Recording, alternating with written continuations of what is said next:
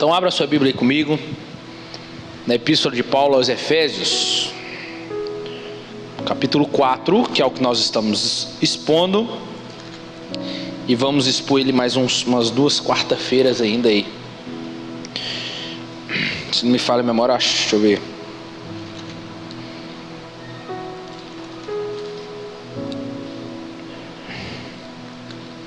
É o maior capítulo de Paulo. É o capítulo 4.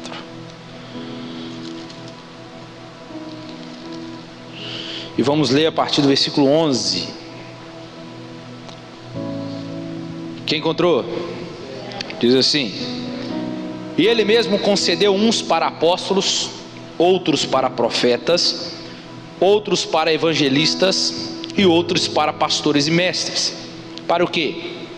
Com vistas ou para o aperfeiçoamento dos santos, para o desempenho do seu serviço, para a edificação do corpo de Cristo, até que todos cheguemos à unidade da fé e do pleno conhecimento do Filho de Deus, a perfeita varonilidade à medida da estatura da plenitude de Cristo, para que não mais sejamos como meninos, agitados de um lado para o outro e levados ao redor por todo o vento de doutrina, pela artimanha dos homens, pela astúcia com que induz ao erro, mas, seguindo a verdade em amor, cresçamos em tudo naquele que é a cabeça, Cristo, de quem todo o corpo, bem ajustado, consolidado, pelo auxílio de toda junta, segundo a justa cooperação de cada parte, efetua o seu próprio aumento para a edificação de si mesmo em amor. Somente tem. Irmãos, nós vamos falar hoje sobre os dons da unidade. Lembrando, quando a gente iniciou o capítulo 4, nós vamos lembrar que Paulo, do capítulo 4 até o capítulo 6, Paulo vai trazer algumas exortações práticas para nós. Do capítulo 1 ao 3, Paulo vai trazer aquilo que Cristo fez em nós e por nós. Mas agora do capítulo 4 até o capítulo 6, nós vamos ver Paulo trazendo exortações práticas, correspondendo àquilo que Cristo fez por nós. Então o que nós devemos fazer? E um dos temas do capítulo 4 até o capítulo 6 é andar. Ele vai usar esse verbo, andar, tá? Ele vai usar, capítulo 4 tem andar em unidade. Depois ele vai falar, que é o de semana que vem, andar em pureza. E depois ele conclui, andando em vitória. Então antes de nós andar em vitória, você precisa andar em unidade, andar em pureza para alcançar a vitória, que é o capítulo 6, que a gente vai finalizar daqui um bom tempinho, tá? Mas recapitulando o que Mateus pregou, para entendermos melhor, que é lá no versículo 7 em diante, Mateus pregou do 7 ao 10, nós vamos ver que o primeiro aspecto que Paulo trata é da variedade da unidade, Ele fala que a graça foi concedida a cada um de nós, segundo a proporção do dom de Cristo. Ele move-se daquilo que todos os cristãos têm em comum, para aquilo que difere um cristão do outro. O que é? Os dons. Os dons são dados os dons são dados por Deus para unir e edificar a igreja. Os dons são habilidades aos crentes, para que estes sirvam a Deus e aos irmãos, de tal modo que Cristo seja glorificado e os crentes sejam edificados. É importante ressaltar que todo cristão possui algum dom. Não, pastor, eu não. Meu dom é ser membro de banco. Não, Deus não te fez para ser só membro de banco. Deus te deu um dom. O negócio é que ainda talvez você não saiba qual é o seu dom, mas Deus deu algum dom. Então todo cristão possui algum dom. Existe uma grande variedade de dons. E terceiro, nós vamos ver, o Senhor é glorificado, é soberano na distribuição dos dons. Os dons, a palavra dom, vem da palavra charisma do grego, ou carisma, traduzindo portuguesando aqui, que é um presente, podemos dizer. Ou vamos falar aqui do grego didomi, podemos dizer também. É um presente de Deus para a igreja, é para servir o corpo de Cristo. E cada um dos seus membros tem um dom para exercer ou uma função para cumprir. O segundo aspecto que Mateus falou, que ele aborda, é como você pode descobrir e desenvolver seus dons na igreja. Como é que eu descubro o meu dom? E como que eu vou desenvolver? O apóstolo Paulo mesmo responde, no versículo 7, ele diz, a resposta é clara, pela comunhão na igreja, e a graça foi concedida a cada um de nós quem? Igreja, segundo a proporção do dom de Cristo. Então, como que eu descubro e desenvolvo o meu dom? Na comunhão na igreja. Então escuta, não tem como você descobrir o seu dom fora da igreja. Não tem como você desenvolver o seu dom fora do âmbito eclesiástico, igreja. Não tem como descobrir e nem viver. Os dons não são brinquedos particulares para o nosso próprio deleite, mas são ferramentas com as quais devemos trabalhar em prol um dos outros. Se os dons não forem usados para a edificação dos outros, transformam-se em armas de combate aos outros, como aconteceu na igreja de Corinto, lá em 1 Coríntios 12 até o 14. Nós vamos ver Paulo batendo na igreja por causa disso, a forma que eles usavam os dons para competir, para mostrar quem era maior. Mas esse não é o intuito do dom. O terceiro aspecto aqui que Paulo foca é que Cristo levou, versículo 8 e 9, né? Ele diz que Cristo levou o cativeiro e deu dons aos homens. Cristo, por meio da sua morte, é isso que o Mateus falou para nós, né? Desceu até as regiões inferiores da terra. Ele está falando aqui da sua morte, tá? Ele desce por meio da sua morte, ressurreição e glorificação. Tirou as correntes do cativeiro satânico, isto é, a humanidade cativa a Satanás passou a ser agora o espólio de Cristo. O que é isso? Assim fomos transferidos do império das trevas e da sua escravatura e tornamos agora escravos de Cristo e da sua justiça. Cristo ascendeu ao céu como o supremo vencedor. É isto que ele está dizendo aqui. Aquele que desceu e também é o mesmo que subiu acima dos todos os céus para encher todas as coisas. Aqui a figura que Paulo está trazendo aqui é a figura que venceu uma guerra, de um rei que venceu uma guerra e agora ele está vindo com seus espólios e repartindo aquilo que ele conquistou para os homens, para os seus servos. Cristo ascendeu ao céu como o supremo vencedor. A figura aqui então, novamente eu digo, é de um conquistador militar, conduzindo seus cativos e distribuindo espólio entre os seus seguidores. Espólio aqui os seus despojos de guerra, que ele conquistou das mãos inimigas. Aqui, entretanto, então, os cativos não são os inimigos, mas é o seu próprio povo. Os pecadores que estiveram sob o domínio da carne, do mundo e do diabo, agora são cativos de Cristo. Assim era eu e você outrora. Quando Cristo veio à terra, ele foi ao mais fundo da humilhação, e quando ele ascendeu ao céu, ele alcançou o máximo da sua exaltação. Foi isso que Mateus pregou na semana passada. E aí, o que Cristo fez? Cristo fez o que está no versículo 11. Ele concedeu dons aos homens. E aí começamos o sermão da noite. Que dons são esses? Quais são os chamados dons de Cristo à igreja? E ele começa: e ele mesmo concedeu uns para apóstolo. Nem todo mundo então vai ser apóstolo, mas vamos lá. Jesus tinha muitos discípulos, mas apenas 12 apóstolos. Um discípulo é seguidor, um apóstolo é um comissionado. Os apóstolos tinham que ter 3 qualificações. Primeiro, conhecer pessoalmente a Cristo. Se fosse acrescentar, o apóstolo Paulo, ele é o 13º apóstolo, podemos dizer assim. Segundo, ser testemunha titular da sua ressurreição. E terceiro, ter o ministério autenticado com milagres especiais. Então, nesse sentido aqui, não temos mais apóstolos nos dias de hoje. Amém? Não existe apóstolo no dia de hoje. Mas Edgar, e aquele apóstolo lá? Não é. Apóstolo não pode se intitular apóstolo. Ele tem que ser apóstolo. Então vamos lá. Você conheceu pessoalmente a Cristo? Você foi testemunha ocular da sua ressurreição? Você, no seu ministério, tem de fato autenticado, verdade, os milagres que aconteceram? Ele tem que ter os 3. Se falhar nenhum, já não é apóstolo. Então o último apóstolo se chama apóstolo Paulo. Não existe mais apóstolo no dia de hoje. Só que no sentido geral aqui, todos nós fomos chamados para ser enviados. O que significa a palavra apóstolo? Aquele que é enviado.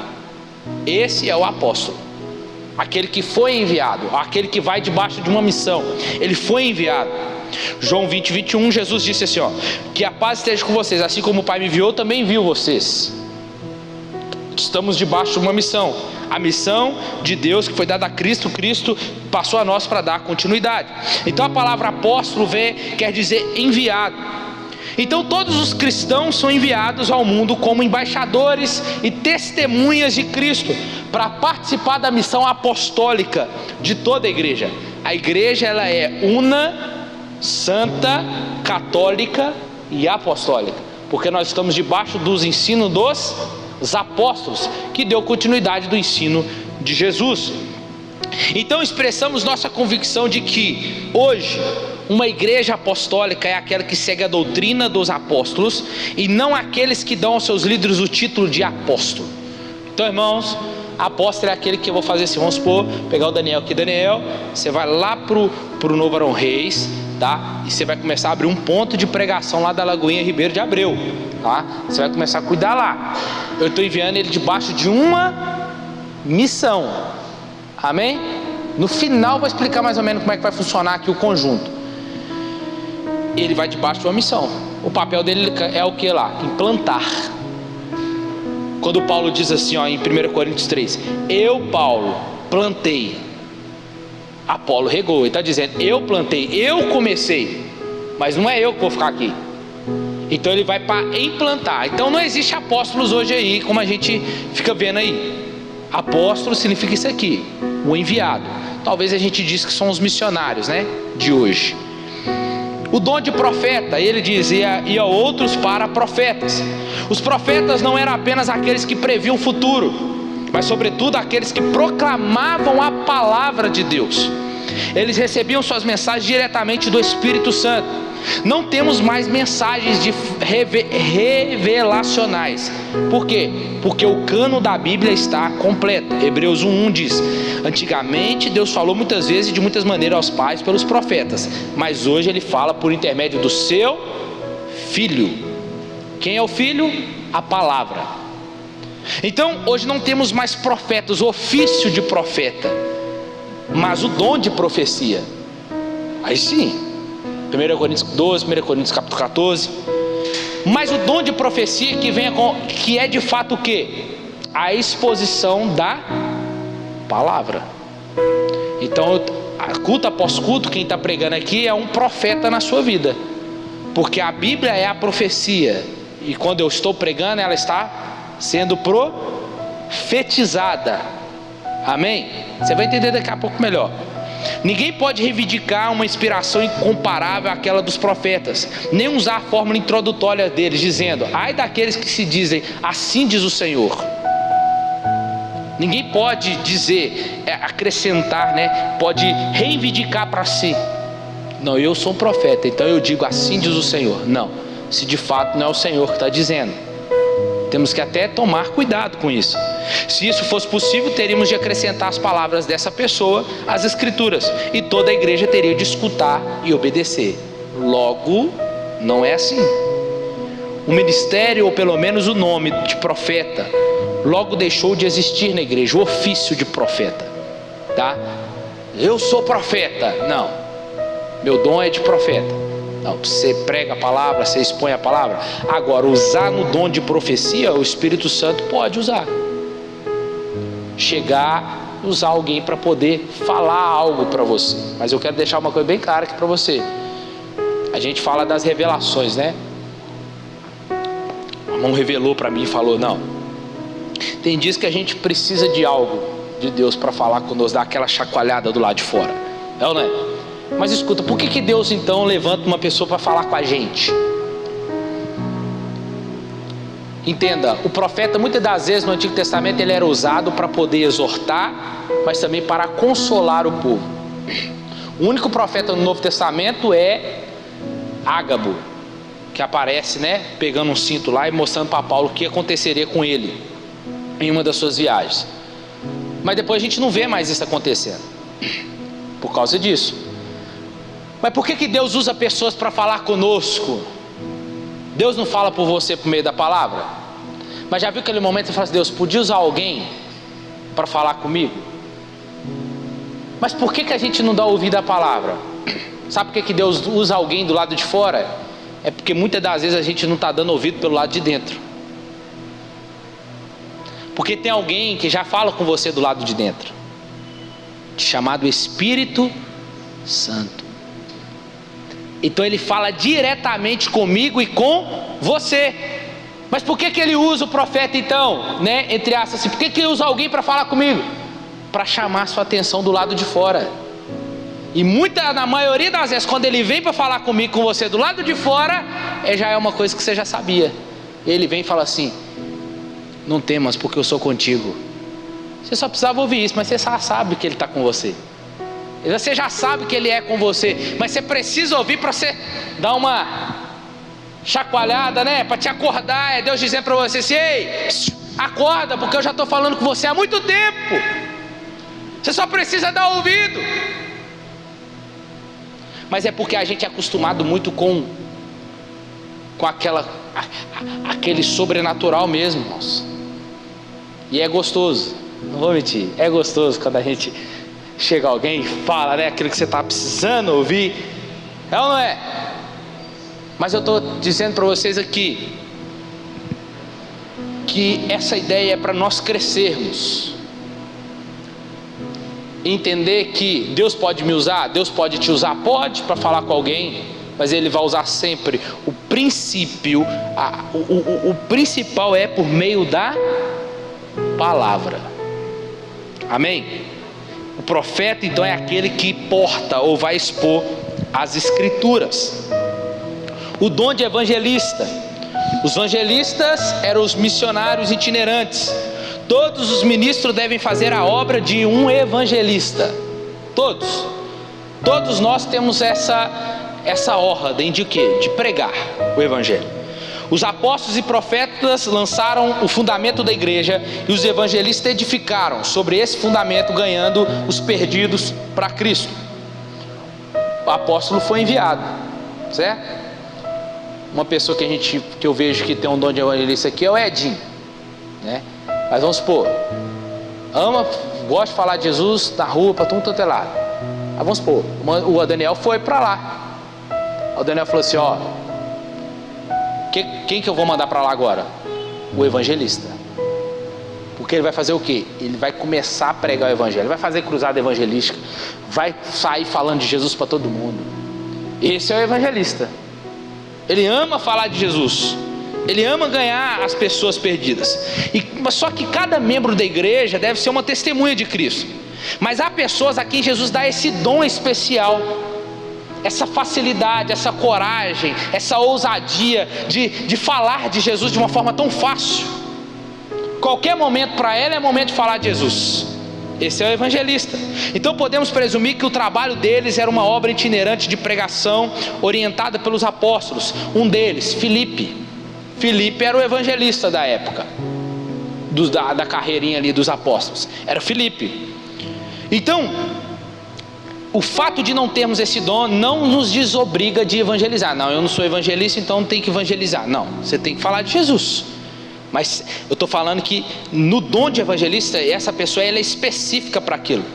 Ela fala de Jesus. O evangelista não pode ser pastor. Não pode, porque ele não sabe cuidar. Ele fala assim: ó, se você ficar assim, você vai para o inferno, tá? Esse é o evangelista. Você conserta a sua vida, rapaz. Ou você aceita Jesus, ou senão seu caminho vai ser outro. Agora imagina o evangelista cuidando da igreja. Por que tem muitas igrejas que não crescem, irmãos? Porque em vez de ter pastor cuidando, tem evangelista. Tem que não era para ser. Imagina o evangelista cuidando. A ovelha chega e fala assim: pequei, é mesmo? Vai ficar disciplina e vai para o inferno agora também. Aprender a consertar a sua vida. O evangelista é assim. O pastor é diferente. Nós vamos falar dele daqui a pouco aqui. Mas o evangelista é assim, irmão. É assim ou é?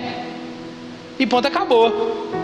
É aquele evangelho que fala assim: pastor, caí de chega para ele e fala assim: caí de novo. Ele: você está orando? Você está lendo Bíblia? Você está fazendo o quê? Só fica mexendo na internet, né? É assim, é rasgado para falar. Então, se você está assim, é porque seu coração não está em Jesus. É rasgado mesmo para falar.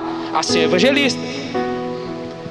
Provavelmente o dom de evangelista tome todas estas normas, formas de crentes, outras mais. Deve ter algum relacionamento com o ministério evangelísticos, seja na evangelização de massa, na evangelização pessoal, na evangelização pela literatura, na evangelização por filmes, na evangelização pela rádio, pela televisão, na evangelização pela música ou pelo emprego, de algum outro meio de comunicação. Todo lugar para ele é lugar de evangelizar. Vai vendo aí como é que tá, quem que é você, tá? E agora o pastor. Aí Paulo fala assim, outros para evangelistas e outros para pastores e mestres. Pastores e mestres constituem um só ofício, com dupla função.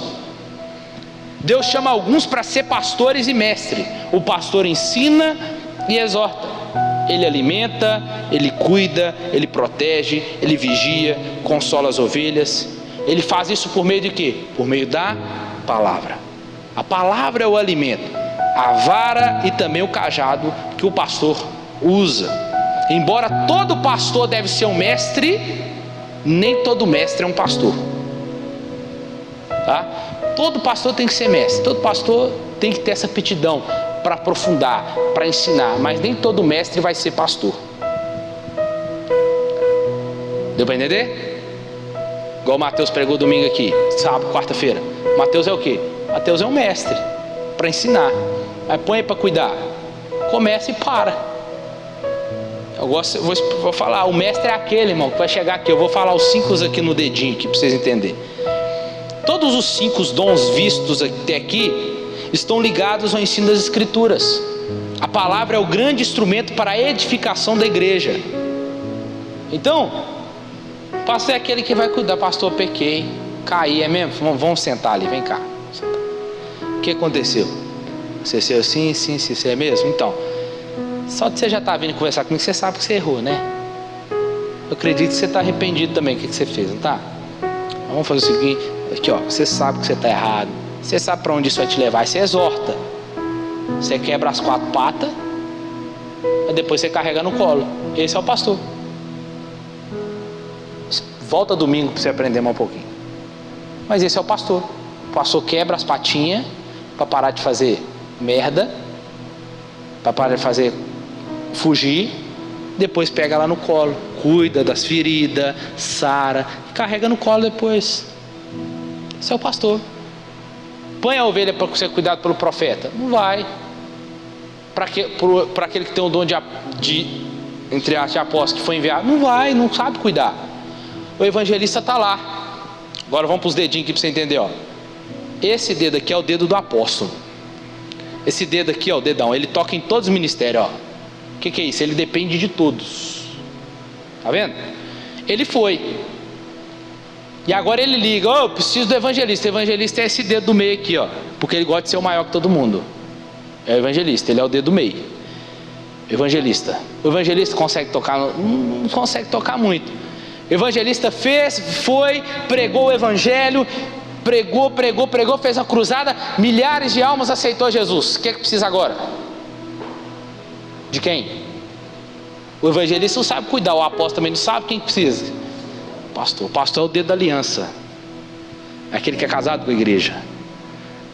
E agora o pastor chega lá e vai começar a cuidar, vai tirar uns carrapichos aqui, vai pôr um óleozinho para proteger, vai cuidar.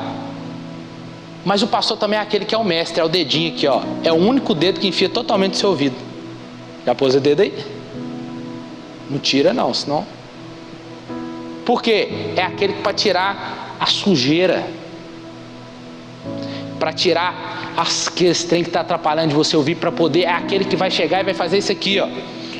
O mestre é aquele que vai chegar e falar assim, mas eu não estou entendendo nada aqui na palavra. O mestre chega e explica, ó, agora eu entendi. O mestre é esse. E muitas das vezes o pastor é o mestre, mas nem todo mestre será um pastor. O mestre é aquele que tem paciência para ensinar, discipular, vai gastar tempo. Ele ama isso. O mestre é esse. Mas Edgar, eu gosto de fazer louvor. Você pode ser um pastor que louva. Você pode ser um evangelista que louva. Você está aqui? Mas eu gosto é de cantar. O que tem? Você pode ser um pastor que canta. Um pastor um evangelista que canta. Não tem problema. Mas deixa que você entenda qual é o seu chamado. Eu vou cuidar por meio do louvor. Eu vou pregar por meio do louvor. Amém? Mas Edgar, eu não me encaixo em nenhum desses 5 dons. A única pessoa que teve esses 5 dons ministeriais se chama Jesus Cristo. Amém? Ninguém aqui no seio da igreja ou na face da terra pode obter os 5 ministérios em sua vida. Ninguém. Tá? Ninguém. Somente Jesus. Mas pastor, eu acho que eu não tenho nenhum desses. Vamos ler 1 Coríntios 12, 28. Olha disso. Paulo retratando de novo. A uns ele deu, estabeleceu na igreja apóstolos, profetas, mestres, depois operador de milagres, depois os que têm dons de curar, de ajuda, ou os dons de ajuda, dons de administrar ou de falar em outras línguas, né? Será que todos são apóstolos? Olha o que Paulo está falando. Será que todos são profetas? Será que são todos mestres? Será que são todos que têm dons de cura? Será que todos têm dons? Aí que entra os dons espirituais também, né? Aí ele fala, aí entra aqui o ministério, um outro ministério que a gente tem dentro da igreja, que é o ministério de ajuda também, ou o ministério de socorro, diaconato, que é os diáconos, os servos que são organizadores no templo, aquele que cuida do som, da tesouraria, da mídia da igreja, aqueles que, músicas e artes. Louvor não é um dom ministerial, mas se enquadra dentro do ministério de ajuda. Então, obras, outro dom, dentro do ministério de ajuda, o ministério de misericórdia, obra social, visita. Mas dentro disso aqui, você vai se enquadrar em um dos 5 dons ministeriais. Você vai trabalhar dessa forma aqui. Um diácono, ele pode depois se tornar um pastor? Pode. Pode sim. Mas é eu descobrir. Como é que eu descubro o meu dom? Vai experimentando, irmãos. Já vi gente que entra em todos os ministérios. Por quê? Porque ela não sabe ainda qual que é o chamado dela. Mas vai. O que vai começar a acontecer? Uma poda. Automaticamente o Espírito Santo vai te podando. Daqui a pouco você fala assim, não, eu não sirvo para isso aqui não. Eu não sirvo para isso aqui não. Meu negócio não é esse aqui não. Ah, meu negócio é aqui. Vi que agora é o meu lugar. Achei. É assim que você se encontra. O próprio Espírito Santo vai te podando e te encaixando nessa área. Amém? Paulo fala também em Romanos 12. Se o seu dom é ministério, dedique-se ao ministério. O que ensina, dedique-se ao ensino. O que exorta, faça com dedicação. O que contribui, faça com generosidade. O que exerce dons de governo, que entra aqui o pastor, faça com zelo. Quem exerce misericórdia, exerça com alegria. Irmãos, Deus deu. Qual que é o seu dom? Deus nos deu um presente. Ele nos forneceu coisas necessárias. Ele entregou aos nossos cuidados esse dom. Dom não leva para o céu, mas dom é para servir a igreja, a noiva. Então, o que você precisa ter? Você precisa ter convicção para que você foi chamado. Em todas as cartas de Paulo ele diz: fui chamado segundo a vontade de Deus. Isso é convicção. Paulo sempre falava do que ele tinha convicção. Tenha convicção do que Deus te chamou. Se você ainda não sabe, Deus vai te mostrar. Mas comece a trabalhar, exercer. Como que ele começa dizendo nessa carta de Efésios? Paulo, apóstolo de Cristo, meu chamado, segundo a vontade de Deus. Não foi por homens, foi Deus que me chamou. Então quando Deus te chama, Ele vai te estabelecer. Não é fora do tempo, vai ser no tempo dele. Amém? Rapidinho aqui, só pra gente. 3 verdades aqui rapidinho sobre o ministério. O seu ministério não começa quando você começa a trabalhar para Deus, mas quando Deus começa a trabalhar em você. Vou repetir. O seu ministério não começa quando você começa a trabalhar para Deus, mas quando Deus começa a trabalhar em você. Deus de alguma forma está trabalhando em você. seu ministério já começou. Outra coisa, você é vocacionado não quando alguém coloca a mão em você. Você já foi vocacionado por Deus. O homem somente confirma aquilo que Deus já falou a seu respeito. Amém? Eu lembro que eu tinha, do tempo que eu fui ordenado a pastor, porque eu não queria ser pastor, não queria. Do tempo que eu recebi uma palavra lá na assembleia que eu seria um pastor, eu falei: oh Deus, poxa, eu falei com o Senhor que eu não queria, né? Por isso não é sobre o que você quer, o que você acha que é a sua vontade, é sobre o que Ele quer. Amém? Você não pode escolher nada não. Se Ele te chamou, filho, vai ser a vontade dEle, pronto, acabou. Amém? 7 anos depois, cumpriu. Estava lá eu sendo ordenado a pastor. Eu queria? Não. Mas o que Deus foi fazendo? Deus foi me forjando. Fui 3º líder de jovens, depois 2º, depois 1º líder de jovens na assembleia. Comecei a sair para pregar, Deus me usando no dom da pregação. Por aí vai. Quem disse que eu queria pregar? Eu não queria, eu só fugia das oportunidades. Mas está aí. E hoje não larga mais, né? Mas quem faz isso, irmãos? Deus. Então o momento em que Deus nos separa é quando Ele vê em nós a disposição em obedecer. O momento que Deus nos separa é quando Ele vai ver em nós essa disposição em obedecer, pois obedecer precede ao serviço. E se Deus te chama, irmãos, Ele te promove. Pronto, acabou. Amém? Deus chamou Davi. Davi teve várias oportunidades para matar Saul, sim ou não? Mas ele não matou, porque se ele matava Saul, ele está dizendo, ele está se autopromovendo ao reinado.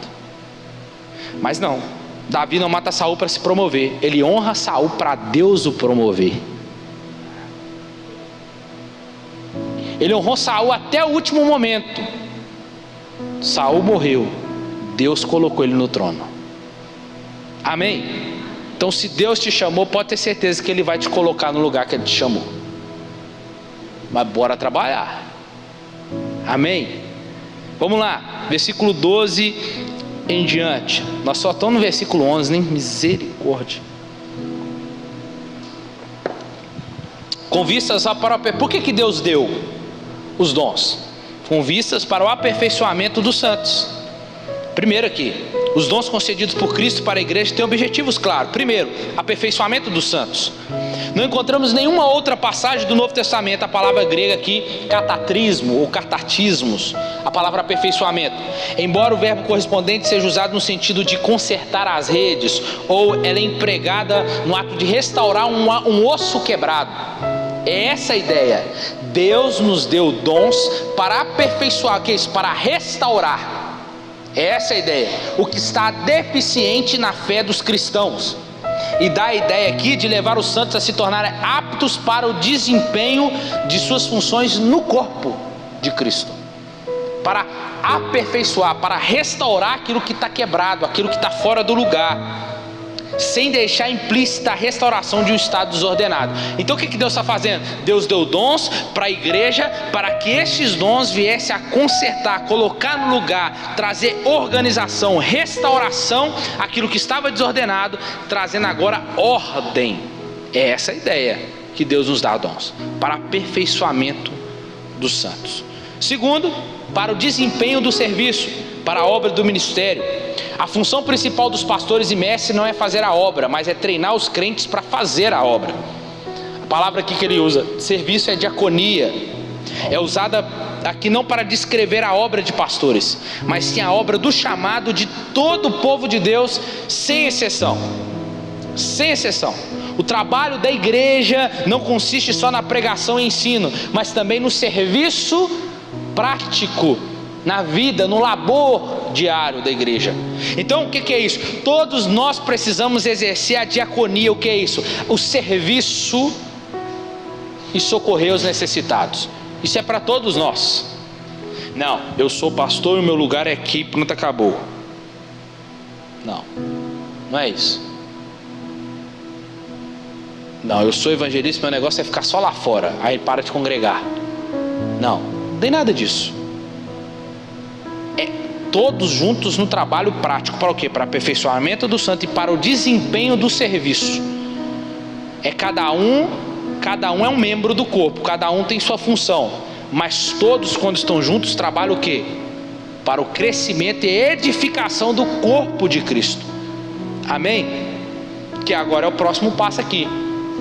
Deus nos deu os dons para a edificação do corpo de Cristo. A finalidade do exercício dos dons é a edificação, o crescimento da obra de Cristo. John Stott diz assim que todos os dons espirituais são dons para o serviço.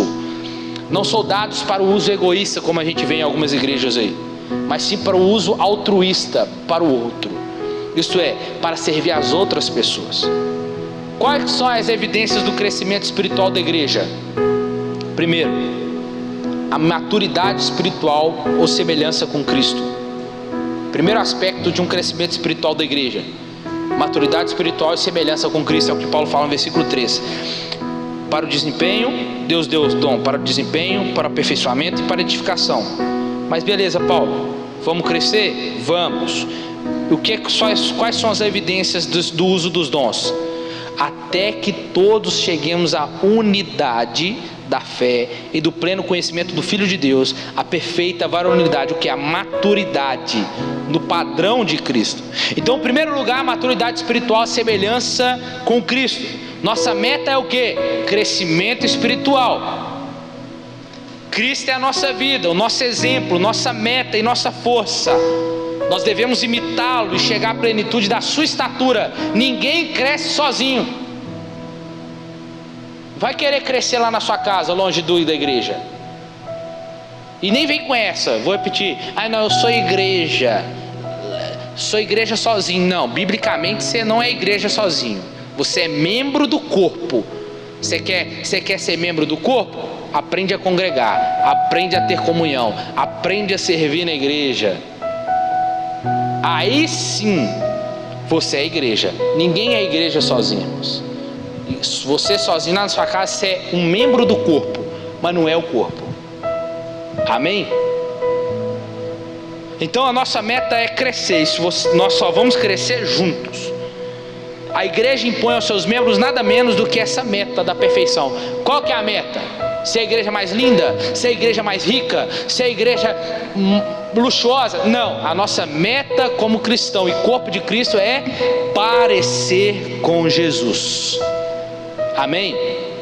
Então precisamos ser um reflexo do próprio Cristo, pois Ele vive em nós. Segundo lugar, a evidência do crescimento espiritual é a estabilidade espiritual. Versículo 14: para que nós não sejamos mais como meninos, agitados de um lado para o outro, levado ao redor por todo o vento de doutrina. Estabilidade não é ser instável, é ser estável.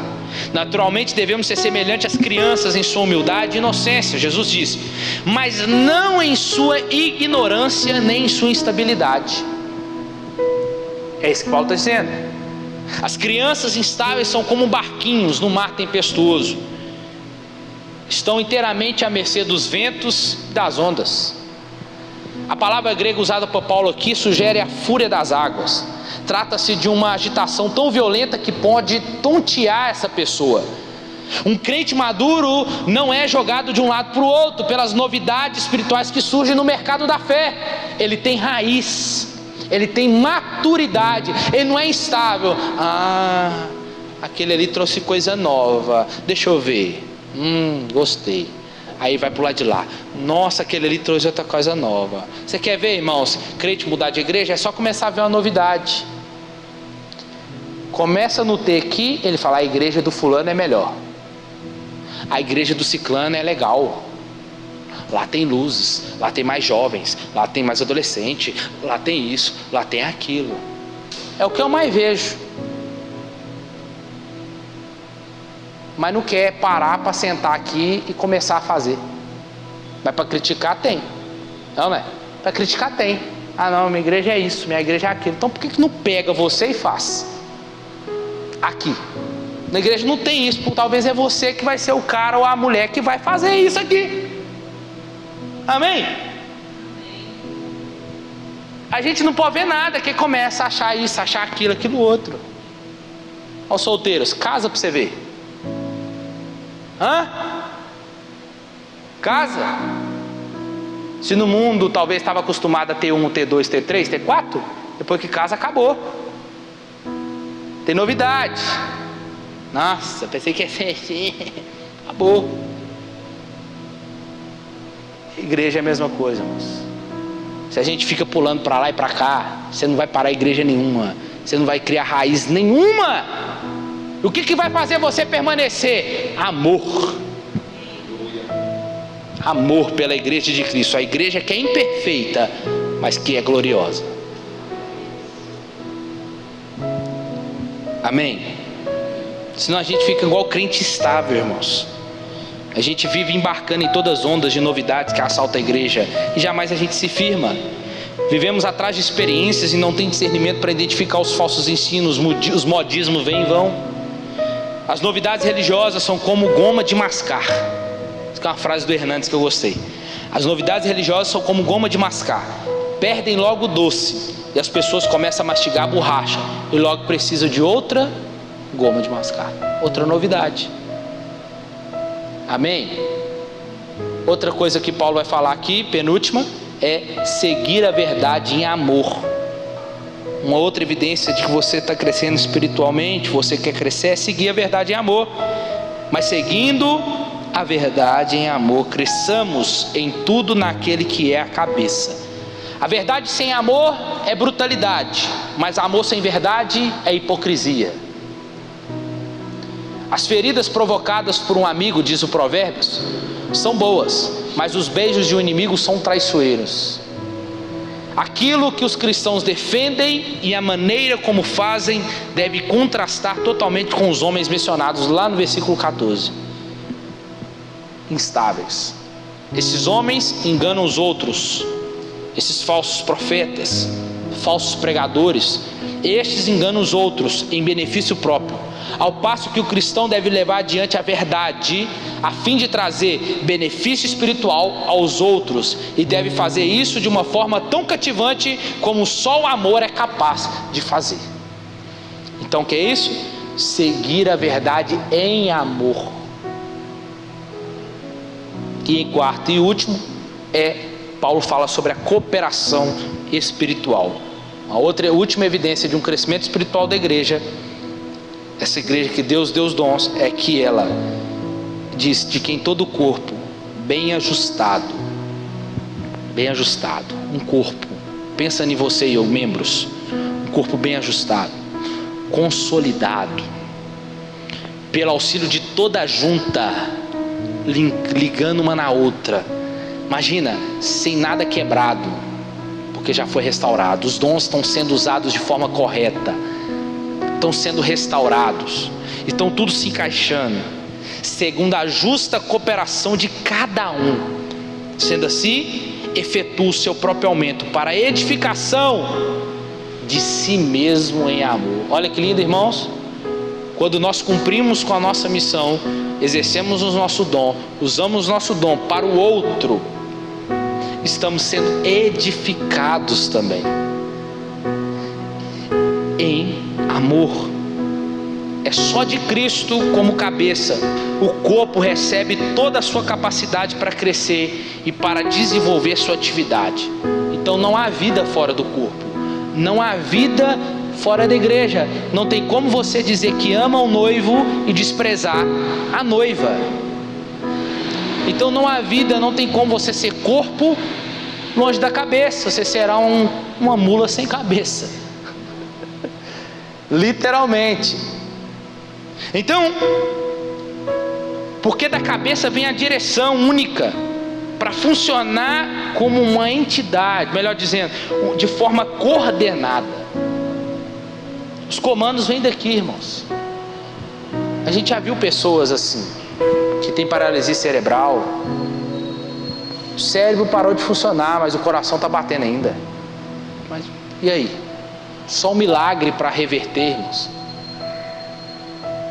É ou não é? O segredo está aqui, ó. Não é na minha cabeça, não é na sua. É no cabeça que é Cristo. Então todos os comandos e direções que nós precisamos tem que estar linkado a Ele, tem que estar ligado a Ele. Amém?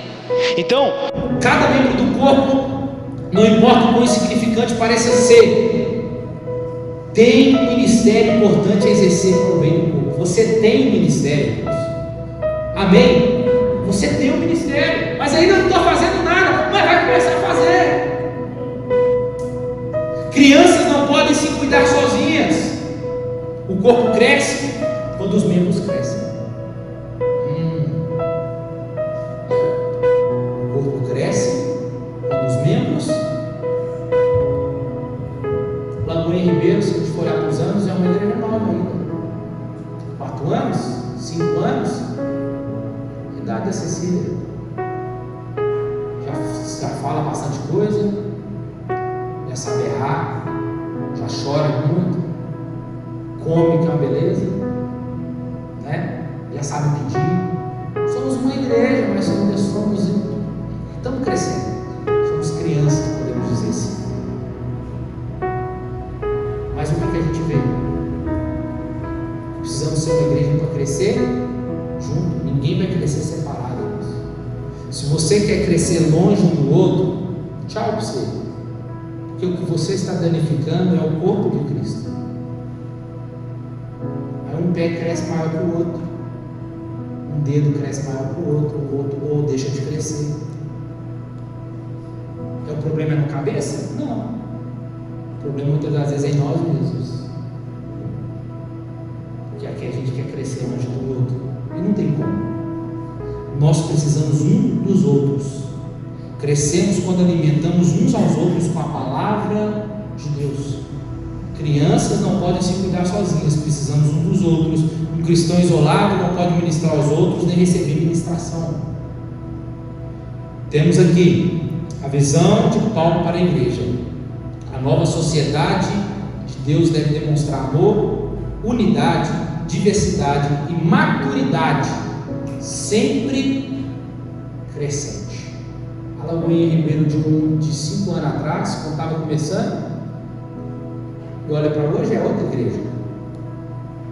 O Edgar de 5 anos atrás, o Edgar de agora é outra pessoa. Então essa aqui são as características de uma vida. Imagina se eu ficasse lá do mesmo jeito que eu quando eu comecei e nada buscasse crescimento em alguma coisa. Temos que crescer, irmãos. Para crescer, a gente só cresce junto. Amém? E até quando nós vamos trabalhar? Até Efésios 4:13, até que cheguemos à unidade do corpo de Cristo, da fé e do pleno conhecimento do Filho de Deus, até que Jesus volte, irmãos. Até que voltamos para casa, e ainda nós não voltamos. Eu e você não fazemos para ser salvo, mas fazemos porque somos salvos, somos gratos por aquilo que Ele nos fez. Faça, não tem nada a ver com você, é tudo sobre Ele. Deus deu uns, então não fica querendo copiar o dom do outro. Deus, mas eu queria aquele dom. Deus, eu queria. Não. Se Deus te deu, lembra, não foi segundo a sua vontade, foi para servir a sua igreja. Amém? Eu não queria ser pastor, então guarde isso para você. Deus vai dar segundo a necessidade da sua igreja. Então Deus deu uns para, não foi o chamado que foi criado para você, mas foi você que foi criado para o chamado. O chamado vem antes de você. Amém? Dizer que não precisamos servir é o mesmo que dizer que não temos que ler a Bíblia ou orar constantemente. O servir o meu irmão, o servir a igreja local, é uma prática essencial do cristianismo, que está diretamente ligada, conectada ao nosso desenvolvimento como discípulos de Cristo. Assim então, a unidade espiritual não é algo que criamos, mas sim é algo que já possuímos em Cristo, que devemos proteger e manter esta unidade. A verdade une, as mentiras dividem, o amor une, o egoísmo divide. Assim, seguimos a verdade em amor. Preparemos e edifiquemos uns aos outros, para que todos possamos crescer e nos tornar mais semelhantes a Cristo. Amém, meus irmãos? Glória a Deus. Vocês entenderam? Amém? Eu queria que toda a igreja estivesse aqui, né? Glória a Deus pela vida de cada um dos irmãos. Depois a gente compartilha lá. Mas é importante, irmãos. Pastor, eu tenho algumas coisas para organizar ainda na minha vida. Bora. Bora, porque os campos já estão brancos. É isso que Jesus disse? Bora. Os campos já estão brancos. É só um pouco?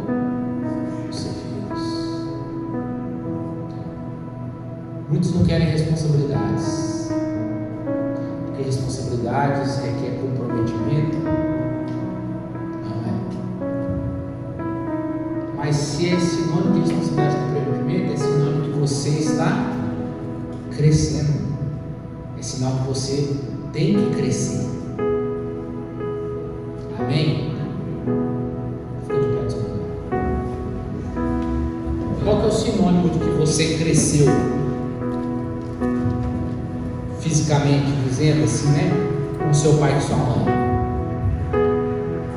Que agora você começa a trabalhar. Você para de depender de sua mãe e do seu pai, Você começa a comprar suas próprias coisas, não é? Pagar as próprias contas. Se o pai for muito esperto, igual você, dá uma conta de luz e da internet para pagar ainda. Porque principalmente os filhos mais gastam. E aí, quanto mais você cresce, mais independente do pai você fica.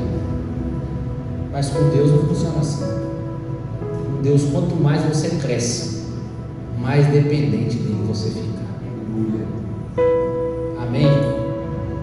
Cresce, Deus. Se Deus nos deu, é porque Ele vai nos capacitar. Tira o medo e para de querer desembrulhar o presente do outro.